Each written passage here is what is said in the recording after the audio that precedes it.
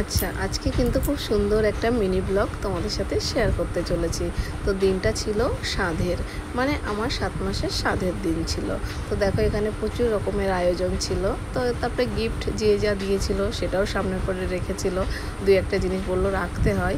তো তারপরে এদিকে আমার হাজব্যান্ড কল করেছে, ভিডিও কল। তো ওকে পাশে রেখে দিয়েছি, যেহেতু ও বাড়ি থাকে না, তার জন্য ওকে পাশে ভিডিও কলে রেখে দিয়েছি যে তুমি সব কিছু দেখো ভিডিও কলের মাধ্যমে। তো তারপরেই আশীর্বাদ পর্ব চলছে আর কি। তো প্রথমেই আমার মা, সামনে প্রথমে যেটা দেখতে পাচ্ছ গোলাপি শাড়ি, ওটা আমার মা। তারপরে রয়েছে আমার শাশুড়ি মা, আর তারপরে রয়েছে আমার বড়দিদি। তো ওরা তিনজনা মিলে একবারেই আশীর্বাদ পর্বটা সেরে দিল।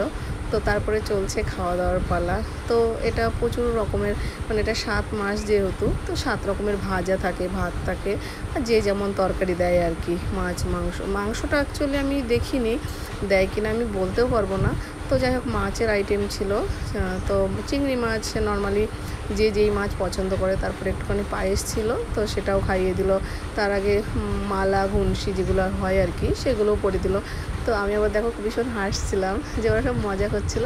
তারপরে এই যে, আর সাথে দিন সব থেকে বড়ো কথা, সকাল থেকে না খেয়ে থাকতে হয়।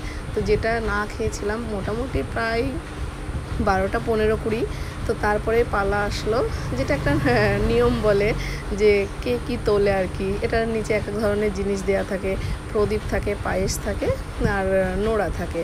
তো সবাই বলে নাকি নোড়া তুললে ছেলে হয়। তো সেটা নিয়েই খুব মজা হচ্ছিল। তো আমি একটা আইডিয়া করছিলাম যে কোনটা তুলবো। তো আমি মাঝখানেই তুলেছি। তো দেখো এটা হলো নোড়া। এবার এরা সব হাসছে যে ছেলে হয়েছে, ছেলে ছেলে হবে। ওই দেখো আমার শাশুড়ি মা কী করছে।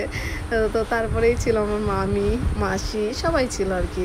তো এটা হলো আমার ছোটো মামি। তো ওরাও দেখো খুব মজা করছিল। তারপরে বাবাকে দিতে গেছিলো, বাবা তো সেই লজ্জাতে বলে নেবেই না। তো তারপরে বললো যে বাকিগুলোও তোলো, দেখি কী কী আছে আর কি। তো তারপরে একটা পায়েস ছিল আর একটা প্রদীপ ছিল। তো আমি নোড়া তুলেছি, এরা খুব মজা করছিলো নোড়া নিয়ে। তো এই পাশে দেখো, এই যে এটা হলো আমার হাজব্যান্ড। ও খুব হাসছিল যে কী তোলে। তো যাই হোক, ওর দেখে খুব খুশি। আমার মিস দিদি দেখো, ওর মাথায় নিয়ে নাচ করছে। তো পাশে ছিল বড় দিদি, এটা ছিল আমাদের একটা পুচকু মণি। তো ও খুব মজা করছিল, ও তো সিঁদুরের কৌটোটা নিয়ে দেবেই না। তো তারপরে দেখো এরকম এইগুলো নিয়ে হাসি মজা চলছিল। আমারও খুব লজ্জা লাগছিলো, বাট ভালোও লাগছিলো। তারপরে আমি খেতে গেছি। তো সেখানে বললো যে না, প্রথম খাবার নাকি কেউ একজন খাইয়ে দিতে হয়। তো তারপরে খাইয়ে দিল। তো টাটা।